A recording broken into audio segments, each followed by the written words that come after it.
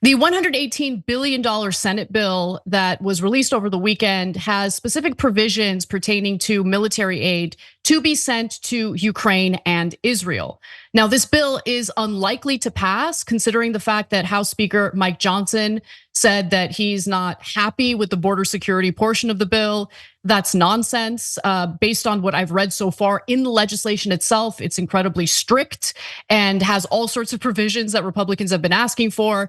But Donald Trump sees it as providing the Biden administration a massive win on immigration if they pass it. So Trump has discouraged Republicans from passing this legislation.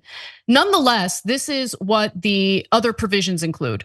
The legislation would send about $62 billion to support Ukraine in its fight against Russia's invasion, $14 billion in security aid for Israel, $10 billion in humanitarian assistance to the Gaza Strip and Ukraine, $20 billion for the border, and nearly $5 billion to partners in the Indo-Pacific to fight Chinese aggression. Okay, so those are the parts of the legislation that have been widely reported on. But I should note that Ken Klippenstein, who does excellent reporting over at The Intercept, he also has his own Substack, took a look at the entirety of this 370-page bill and pointed out a number of provisions that he finds alarming and should get a little more attention. So I want to provide some information on that.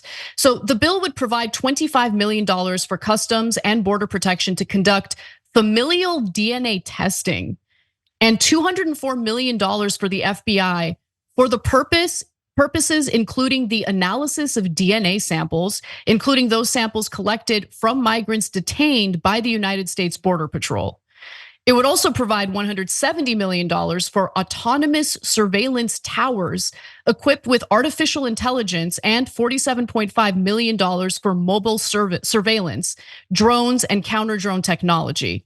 And it would also provide Israel with an additional $3.5 billion in foreign military financing. There would also be no requirement to notify Congress about how this money is spent if the Secretary of State determines it is in the national security interest of the US not to notify them. So thoughts on that, Cenk? Yeah, Joe, Israel runs this country. Guys, it's not about, I have to say this every time, ethnicities or religion, etc. Not all Jewish people are powerful. That's preposterous. It's not how it works. But does Israel tell America what to do? Well, that's just an empirical fact. It does. And we have absolutely no control over it. Later in the show, we'll talk about how Joe Biden apparently says mean things about Netanyahu behind his back. And he wants credit for that. He wants Muslim Americans to vote for him because he says bad words about Netanyahu. What a joke. So look at this bill, $14 billion. The only reason, Israel can't afford more bombs, they seem to be able to afford all the bombs in the world. We already give them $3.8 billion a year as it is to bomb and kill and occupy Palestinians.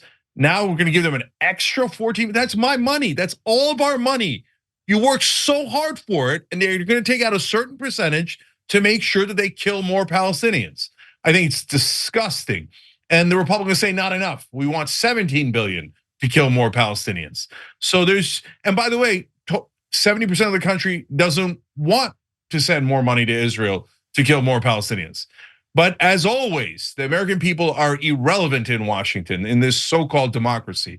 The people in power will do what their donors tell them. And in this case, you have three giant lobbyist groups united: AIPAC, defense contractors, and oil companies. And they're all telling Republican and Democratic politicians, no matter what you do, you will pass a giant amount of money for more war in the Middle East and try to basically kill as many people as possible so that the war will get even larger. It'll be an even bigger disaster for us and the world, but they'll get incredibly rich. And Joe Biden bows his head, proposes this piece of trash bill, and Mike Johnson says, I hate every part of it, even all the parts we asked for, because Donald Trump told me to. But on Israel, I'll give you an extra $3 billion to kill even more Palestinians and start an even bigger war. So I vomit this bill. This bill sucks. Well, in the end, it is very likely that House Speaker Mike Johnson will introduce a standalone bill providing additional military funding to Israel. I can't imagine the Senate voting that bill down, so it's likely to pass in the Senate. I have no doubt that Biden would sign it into law. And it will be abundantly clear to the American people that Israel's priorities take priority over the United States and what our concerns as Americans happen to be.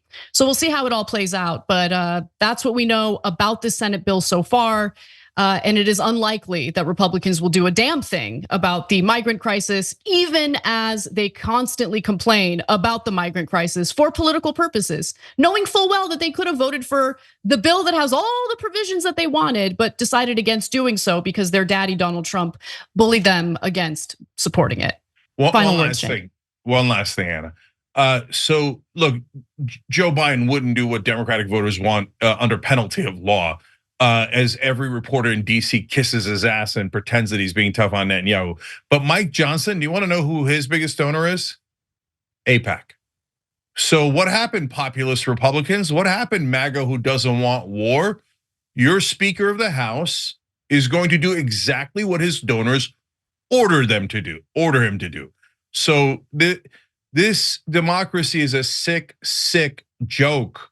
The people in power never listen to you, never. And they're not gonna listen now, and they're gonna pass the very worst part of the bill and leave any good provisions out completely. So enjoy our so-called democracy.